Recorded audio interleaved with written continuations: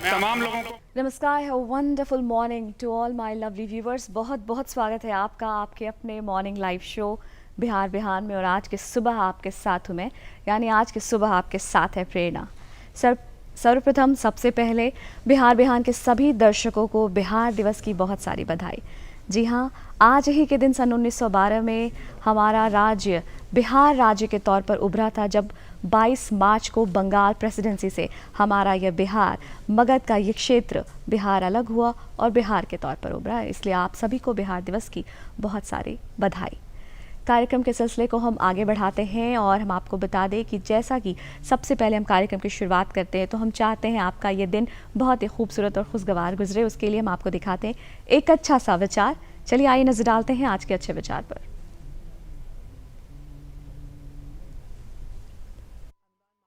जन समर्थन के भी खड़ा रहता है, वह आत्मनिर्भर है। बुद्धिमता बदलाव के अनुरूप ढलने की क्षमता है। हमारे साथ हमारे कार्यक्रम में एक बेहद ही खास मेहमान मौजूद है। आपको बता दें कि आप संजीव कुमार मुकेश हैं। आप कविता कोश में संपादक हैं, हिंदी साहित्य अकादमी में आप राष्ट्रीय उपाध्यक्ष भी हैं। और सबसे ख़ास बात आपको ये बताना चाहूँगी उनके बारे में, आप विश्व मगही परिषद में राष्ट्रीय संयोजक भी हैं। माँ मालती देवी स्मृति न्यास के आप संस्थापक और संयोजक हैं। आप एक राष्ट्रीय स्तर के कवि हैं। आपका बहुत बहुत स्वागत, अभिनंदन। बहुत बहुत आभार बिहार बिहान का, दूरदर्शन बिहार का।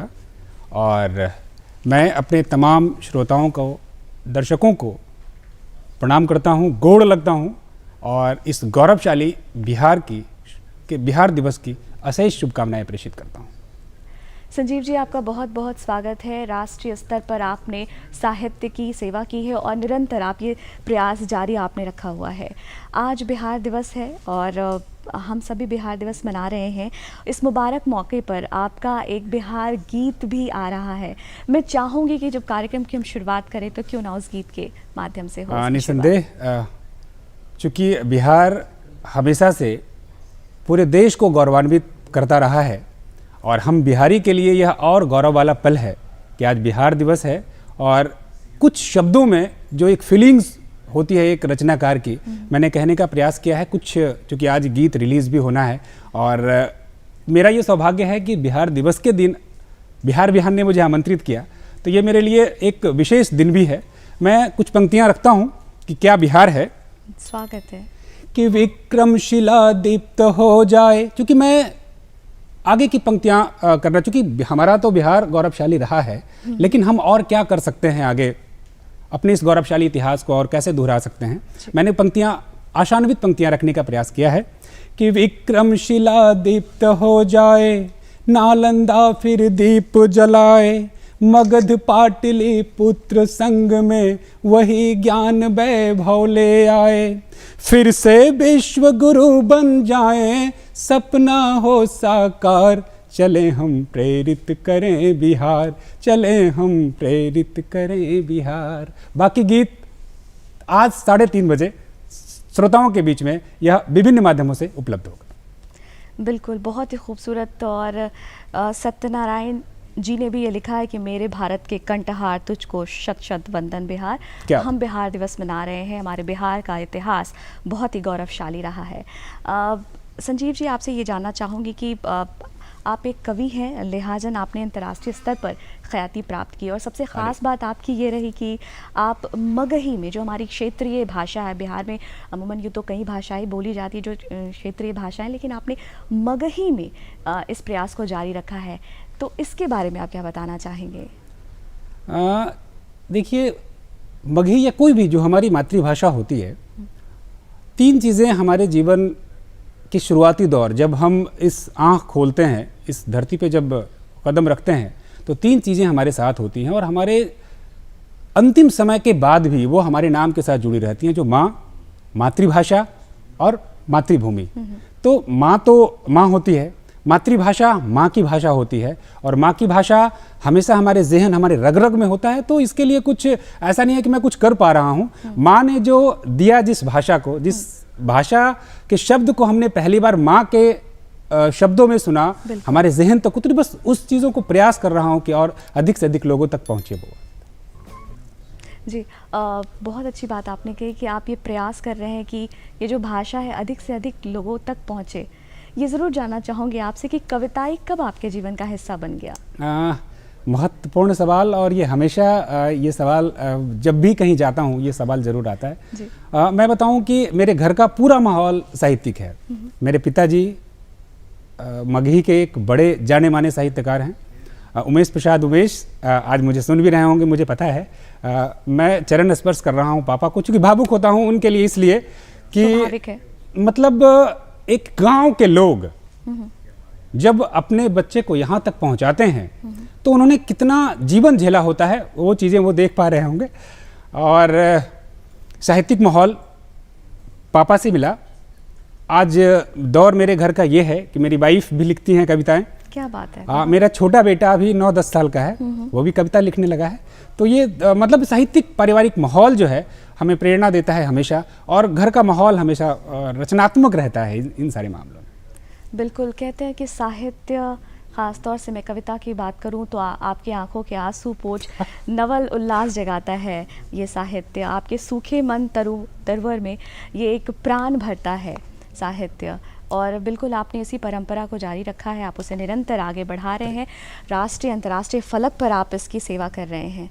संजीव जी, आपसे ये ज़रूर जानना चाहूँगी कि भारत एक बहुभाषी देश है और हमारे संविधान में भी 18 जो क्षेत्रीय भाषाएं हैं वो अनुसूचित हैं। आप क्या कारण मानते हैं, या आपको क्या लगता है, आपके क्या अनुभव रहे हैं कि जो क्षेत्रीय भाषाएं हैं, जो साहित्यकार हैं या जो लेखक हैं, नवोदित रचनाकार हैं, वो थोड़ा हिचकते हैं अपनी क्षेत्रीय भाषाओं में कुछ कहने या सृजन करने में? कारण क्या मानते हैं आप? देखिए, एक तो कारण मैं मानता हूं कि क्षेत्रीय भाषाओं में रोजगार की समस्या एक है कि यदि कोई युवा सिर्फ मगही के लिए काम करना शुरू कर दे, या पर्टिकुलर किसी वैसी भाषा जिसके सीमित क्षेत्र में लोग हैं और उसमें वो क्रिएटिविटी के साथ काम करें, तो मुझे ऐसा लगता है कि थोड़ा सा उनको मुश्किल होता है। और जहाँ तक बात क्षेत्रीय भाषाओं की है, तो हमारी माँ जो हिंदी है वो समृद्ध क्षेत्रीय भाषा की बदौलत ही है। क्षेत्रीय भाषाओं की जो मिठास होती है वो एक अद्भुत एक अनुभूति पैदा करती है आपके अंदर। और जब कोई भी शब्द आप यदि क्षेत्रीय भाषा में अपने लोगों से जब वार्तालाप करेंगी, जैसे घर के माहौल आप देखेंगे, तो यदि अपनी भाषा में बात करते हैं तो वो जो अपनापन होता है, जैसे मैं बता रहा हूँ, जो भी लोग मुझे सुन पा रहे होंगे, जितने लोग भी मेरे से करीब से जुड़े हैं और जो बहुत करीब हैं, उनसे जब भी मैं बात करता हूँ फ़ोन पे, तो मैं अनायास मगही में बात करता हूँ। और ये मेरे लिए बड़ा एक, ये नहीं कि मैं बनावटीपन में नहीं रखता हूँ, ये हमारी फीलिंग्स है कि अपनों से बात करें, पापा से बात करें, माँ से बात करें, ससुराल में बात करें, तो वो मगही में एक अलग आनंद आता है। मगही मतलब अपनी भाषा, माँ की भाषा, अपनी मातृभाषा। जाहिर तौर से जैसे हमारे लिए हमारी माता प्रिय है, उसी प्रकार हमारी भाषा हमारे लिए प्रिय है और हमारे समीप है। संजीव जी, आपने अभी जिक्र किया कि गांव का लड़का जब निकलकर बाहर निकलता है और अपनी मेहनत से, अपने प्रयास से अपनी एक पहचान बनाता है, जिससे उसका परिवार भी गौरवान्वित महसूस करता है। गांव का लड़का, मैं चाहूँगी कि आपने इस पर भी कुछ रचनाएं लिखी हैं, कुछ सुनाना चाहेंगे? ज़रूर, एकदम प्रेरणा जी। ये मतलब मेरे लिए एक बड़ा अद्भुत पल है कि आपने एक गांव के लड़के को इस स्टूडियो में बुलाया और गांव के लड़के की बात कहने के लिए आपने ये मौका दिया है। मैं एक गांव का लड़का कैसा होता है वो मैं कुछ शब्दों में मैं कहने का प्रयास कर रहा हूँ कि कदम दर झिटकियाँ चुनता रहा है गांव का लड़का। जो भी लोग गांव से जुड़े हैं, मुझे पूरा भरोसा है कि वो जुड़ेंगे इस काव्य पाठ से कि कदम दर झिटकियाँ चुनता रहा है गांव का लड़का, हमेशा अपने ही जिद पर अड़ा है गांव का लड़का, जो अपने हौसलों से नाप आया है धराए अंबर, जो अपने हौसलों से नाप आया है धराए अंबर, मगर दहलीज पर अब भी खड़ा है गांव का लड़का, मगर दहलीज पर अब भी खड़ा है गांव का लड़का। इसी श्रृंखला में कुछ चंद पंक्तियां और, बिल्कुल, कि अलंगों आरियों पगडंडियों पर गांव का लड़का। क्या बात है। अलंगों आरियों पगडंडियों सा गांव का लड़का, शहर के चौक ऊंचे मंजिलों सा गांव का लड़का, शहर के चौक ऊंचे मंजिलों सा गांव का लड़का, जो नासा इसरो गूगल सहित मेटा को भी भाए। क्या बात है। जो नासा इसरो गूगल सहित मेटा को भी भाए, वो दिल से है अभी भी, वो दिल से है अभी भी मंडियों सा गांव का लड़का, वो दिल से है अभी भी मंडियों सा गांव का लड़का, वो अब भी है मंडियों सा गांव का लड़का। बहुत बहुत सुंदर आपने लिखा है। जो सच्चाई है कि किस प्रकार से एक गांव का लड़का, मुझे लगता है कि शायद ये आपने अपनी ही बात अपने कविता के माध्यम से कहने की कोशिश की है। संजीव जी, मंचों पर आपने अपनी एक छवि बना ली है, छवि स्थापित कर ली है। ये जानना चाहूँगी कुछ आप अपने अनुभव अगर हमारे साथ साझा करें तो क्या बताना चाहेंगे? वर्तमान समय की अगर मैं बात करूँ तो कविता जगत, कविता का और मंच का एक अनुनाश्रय संबंध स्थापित होता जा रहा है, तो इस विषय पर आप कुछ बताना चाहेंगे, अपने कुछ विचार अनुभव? मैं अपने सारे युवा साथियों के साथ ये ज़रूर साझा करूँगा कि हिंदी कविता का मंच अब इतना समृद्ध हो गया है कि कोई भी युवा इसके साथ जुड़कर अपने जीवन शैली को बहुत विराट कर सकते हैं, जिसके कई उदाहरण अभी अपने देश में मौजूद हैं। और जहाँ तक एक मेरा सुझाव नहीं कहूँगा, मेरा एक आग्रह होगा अपने सारे नए रचनाकार भाइयों से, क्योंकि मैं खुद अभी नया हूँ, अभी मैं खुद सीख रहा हूँ, मैं अपने आप को अभी भी मैं अपने कहीं पे भी मैं अभी मेंशन कभी अपने आप को नहीं करता हूँ, क्योंकि मुझे पता है कि कविता बहुत बड़ी चीज़ है और जब कभी लिखने के लायक मैं हो पाऊँ ये मेरे लिए बहुत बड़ी बात होगी। तो मैं उन सारे मित्रों के साथ ये बात ज़रूर साझा करूँगा कि हम मंचों के जिस भी ऊंचाई तक पहुँचें, लेकिन हम अपने शब्दों की गरिमा, साहित्य को जिंदा रखने का प्रयास जरूर करें कि जब हम मन से कुछ भी डिलीवर करें, मनोरंजन का माध्यम है कविता निसंदेह, लेकिन जन जागरण का माध्यम भी है। हम जनता की आवाज़ हैं, तो जनता की आवाज़ हम बने, लोगों की आवाज़ बने, लोगों के दिलों तक पहुँचे, हम अपनी आवाज़ से उनकी बात कह सकें जिनकी बात नहीं सुनी जा रही है, ये हमारे लिए महत्वपूर्ण है। जी। कुछ बातें हमने की, बहुत सारी बातें अभी भी और करनी है।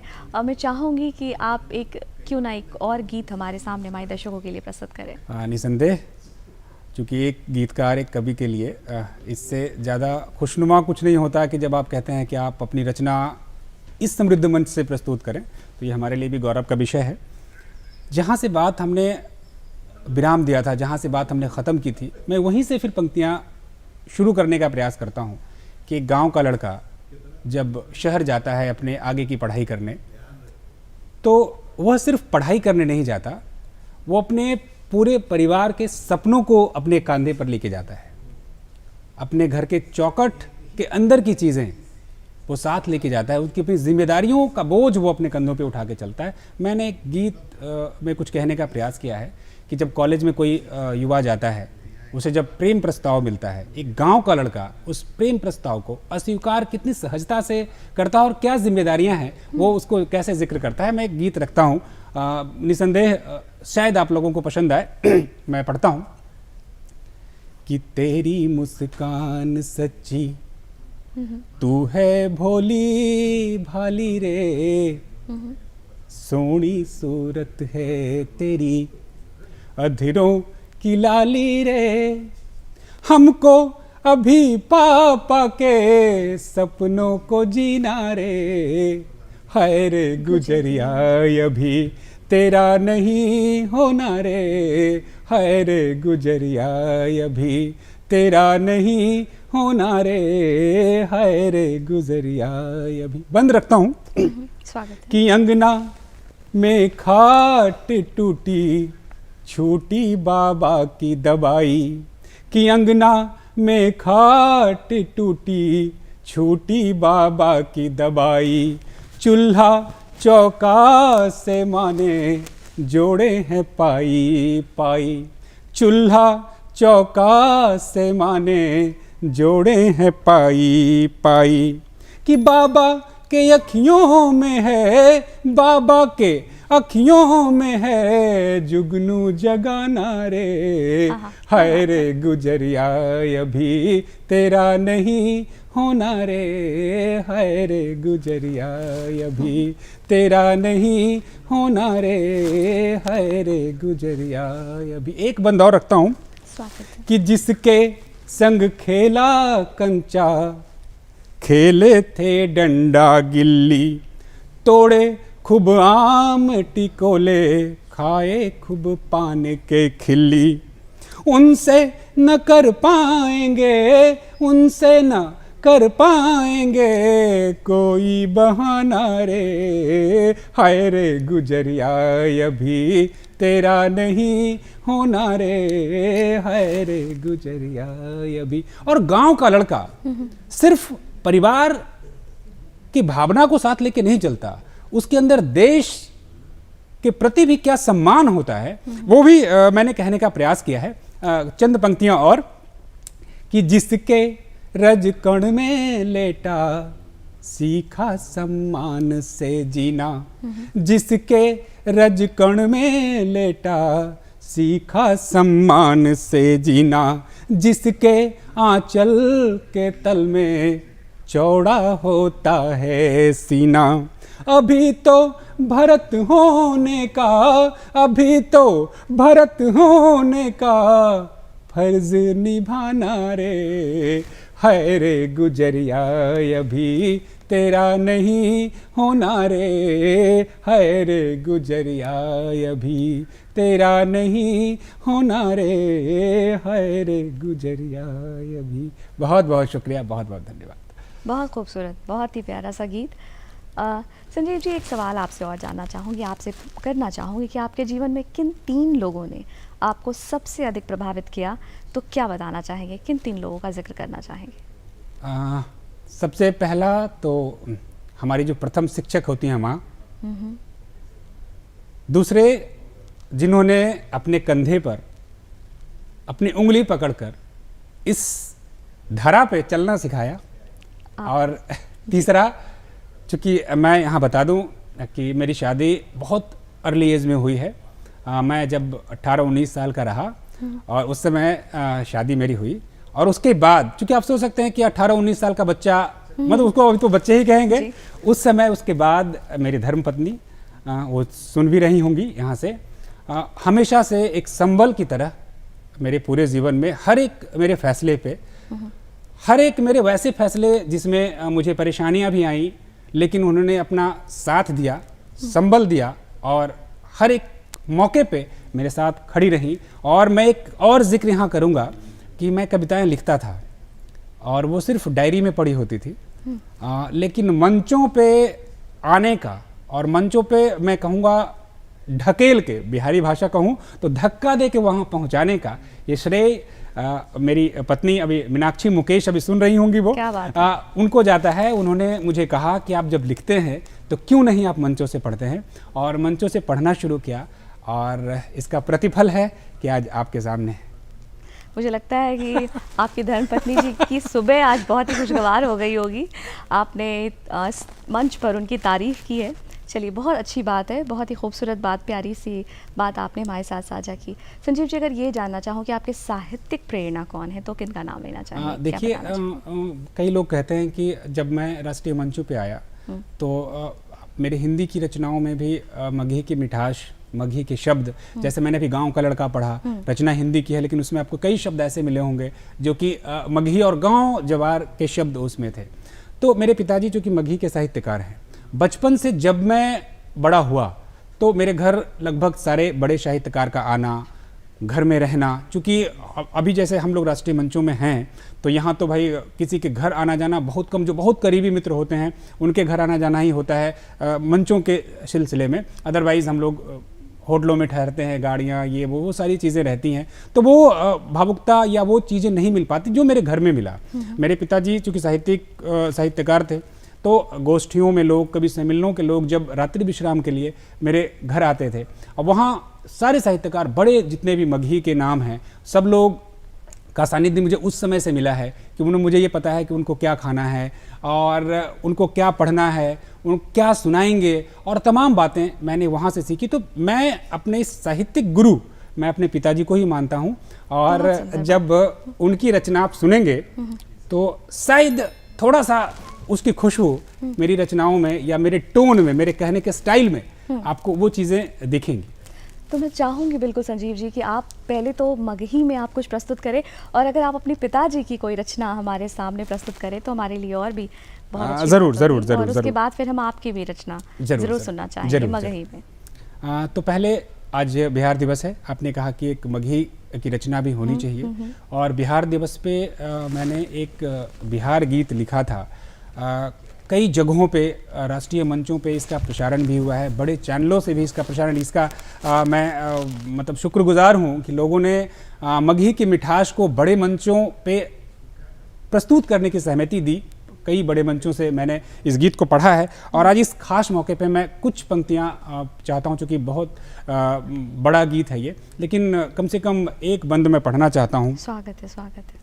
कि हम ही बिहार हमर विचार और संस्कार के की कहना, हम ही बिहार हमर विचार और संस्कार के की कहना, भगवान महावीर बुद्ध गुरु गोविंद खेले जे कर अंगना, हम ही बिहार हमर विचार और संस्कार के की कहना। एक बंद रखता हूँ, और ये जो मंच आपने सजा रखा है, इसकी खुशबू मैं शब्दों के माध्यम से श्रोताओं तक पहुँचाने का प्रयास करता हूँ। कि हल नालंदा जब विश्व गुरु, चहुँ ओर ज्ञान के ज्योति जलल, हल नालंदा जब विश्व गुरु, चहुँ ओर ज्ञान के ज्योति जलल, विक्रमशिला और उदंतपुरी से बुद्धि विवेक खूब होल प्रबल, बुद्धि विवेक खूब होल प्रबल, और पाटलिपुत्र है शान हमर। जिस स्थान पे बैठ के हम लोग बात कर रहे हैं और कई देशों में ये प्रसारण हो रहा है, उस धरा को मैं नमन करता हूँ, और यहाँ से पंक्तियाँ रखता हूँ कि पाटलिपुत्र है शान हमर और पंच पहाड़ी है गहना, हम ही बिहार हमर विचार और संस्कार के की कहना, भगवान महावीर बुद्ध गुरु गोविंद खेले जय कर अंगना, हम ही बिहार हमर विचार और संस्कार के की कहना। संजीव जी, आपका पुनः स्वागत है। बहुत बहुत धन्यवाद, पुनः आभार आपका। मगही और हिंदी, आप दोनों ही परस्पर में आप अपनी रचना लिख रहे हैं और मंचों पर भी आप प्रस्तुति दे रहे हैं। मैं ये जानना चाहूँगी आपसे कि आपके दिल के करीब कौन है, क्या है जिसे लिखकर आपको सुखद अनुभूति होती है, क्या बताना चाहेंगे? मैं सबसे ज़्यादा यदि करीब या भावुक हो जाता हूँ तो मेरी एक बहुत चर्चित रचना भी है, माँ। मैंने पिछली बार बिहार बिहान के मंचों पे उसको पढ़ा भी था, मैं नहीं चाहूँगा कि वो रिपीट करूँ, लेकिन इसके अलावे हमारे जीवन में सिर्फ एक दो रिश्ते नहीं, हमारे जीवन के सारे रिश्ते हमारे लिए महत्वपूर्ण होते हैं, बल्कि वो हमारे लिए गुरु हों, भाई बहन हो, माँ पिता हों, दोस्त हों, हमारी मिट्टी हो, वो सब हमारे दिल के उतने ही करीब होते हैं। और यदि हम करीब नहीं रखें तो हमारे जीवन में वो कोना हमारा खाली होगा। तो यहाँ से मैं चाहता हूँ कि आपके इस सवाल का जवाब, और बिहार दिवस का ये ख़ास मौका भी है, तो मैं अपनी कुछ पंक्तियाँ से ही देना चाहता हूँ कि हम अपने इन रिश्तों को आभार तो प्रकट नहीं कर सकते, इन्होंने जो हमारे लिए किया है, लेकिन शब्दों से उनको गा तो सकते हैं। एक रचनाकार और क्या कर सकता है, क्योंकि रचनाकार की सबसे बड़ी पूंजी, उसके जीवन का सबसे बड़ा धन उसके शब्द होते हैं। तो मैं यहाँ से अपने तमाम गुरुओं को, अपने भाई बहन, माँ पिताजी, आप जैसे मित्रों को भी मैं ये डेडिकेट करता हूँ ये चंद पंक्तियाँ कि रिश्तों ने हमें क्या दिया है क्या मिलता है। कि गुरु से मिला है ज्ञान, माता से मिला है प्राण, पापा से मिला जो मान अभिमान प्यारा है।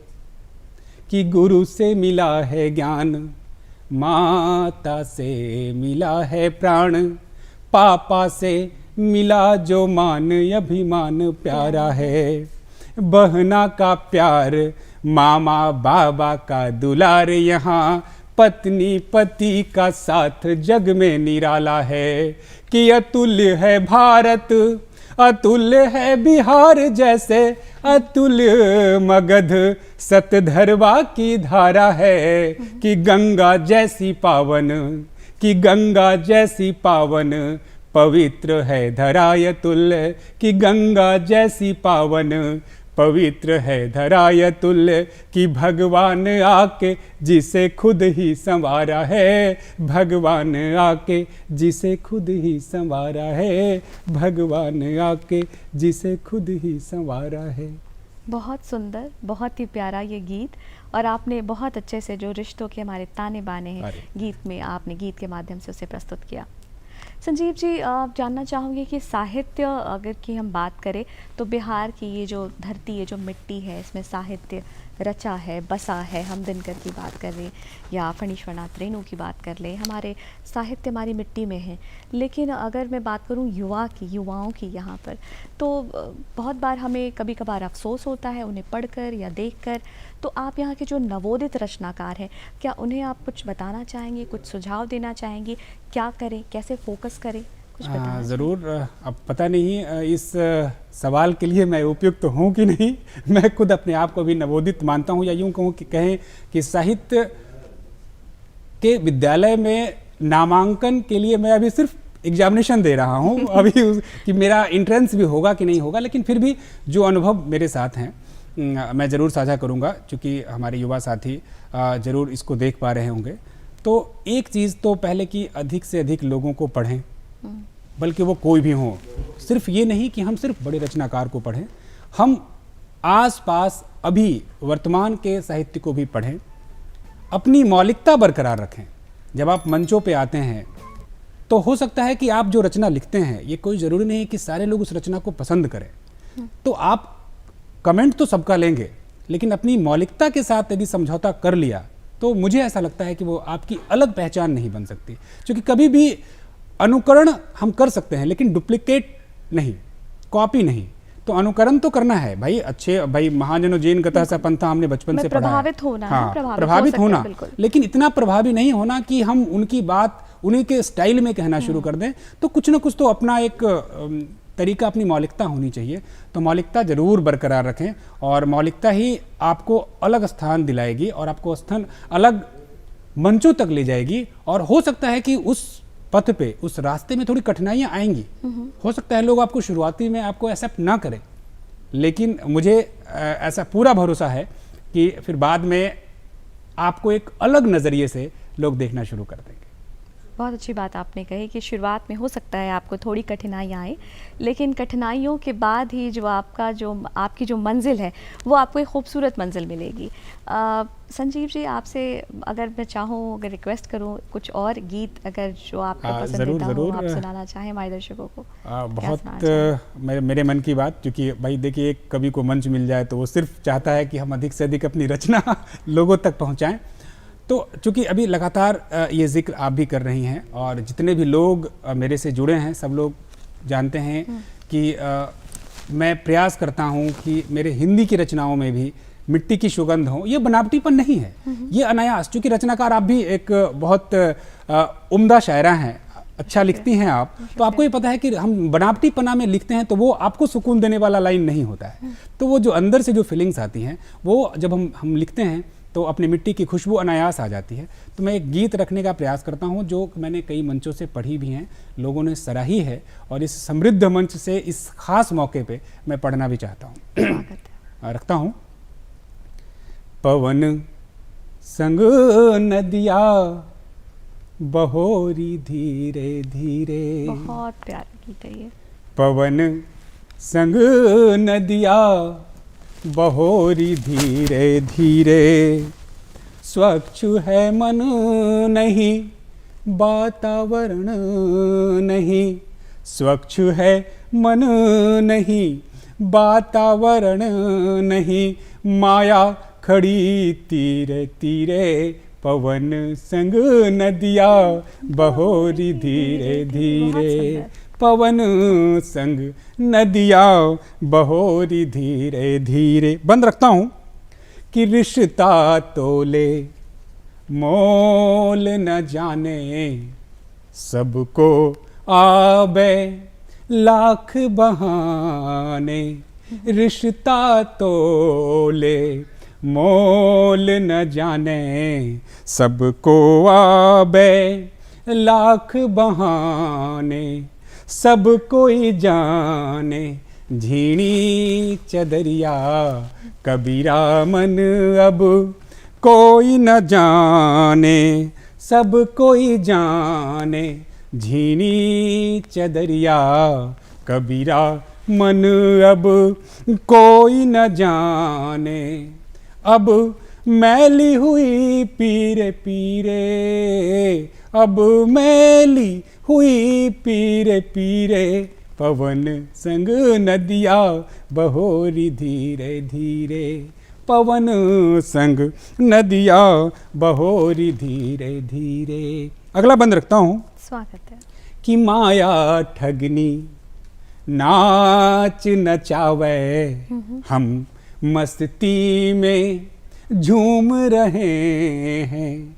माया ठगनी नाच नचावे, हम मस्ती में झूम रहे हैं।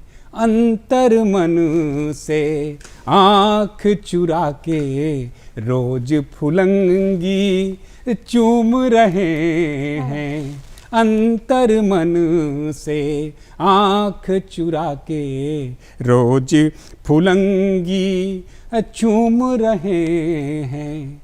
स्याह रंग में रंगा चीरे चीरे, स्याह रंग में रंगा चीरे चीरे, पवन संग नदिया बहोरी धीरे धीरे, पवन संग नदिया बहोरी धीरे धीरे। धीरे धीरे इस माहौल में गांव में भी जो मीठापन सौंधापन था थोड़ा थोड़ा कम हो रहा है। मैंने इस गीत में कहने का प्रयास किया है, स्वागत है, स्वागत है। कि अब नहीं गावे कारी कोयरिया, अब कागा के बोल नहीं है। कागा का बोल हमारे यहाँ जब पहले हमारे मुडेरा पे कागा बोलता था तो लगता हमारे यहाँ कोई अतिथि आ रहा है। तो वो उस दृश्य को मैं रखने का प्रयास कर रहा हूँ कि अब नहीं गावे कारी कोयरिया, अब कागा के बोल नहीं है।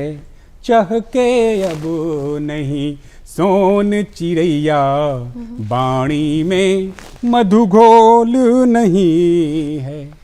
सूखे नैनों के सब नीरे नीरे, सूखे नैनों के सब नीरे नीरे, पवन संग नदिया बहोरी धीरे धीरे, पवन संग नदिया बहोरी धीरे धीरे। एक सवाल इस मंच के साथ मैं इस अंतिम बंद इस काव्य पाठ का मैं यहाँ करता हूँ कि पग पग पग पग रावण बैठा, अब सीता के राम कहाँ हैं।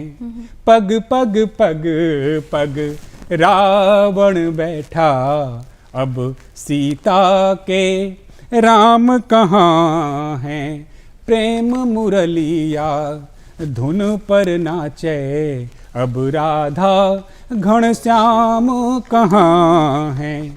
मन से माटी कटी सिर सिरे, मन से माटी कटी सिर सिरे, पवन संग नदिया बहोरी धीरे धीरे, पवन संग नदिया बहोरी धीरे धीरे। क्या सुंदर भावाव्यक्ति। संजीव मुकेश जी, आप हमारे कार्यक्रम में आए, आपने अपना कीमती वक्त दिया, इसके लिए आपका तहे दिल से धन्यवाद। बहुत बहुत आभार। शुक्रिया।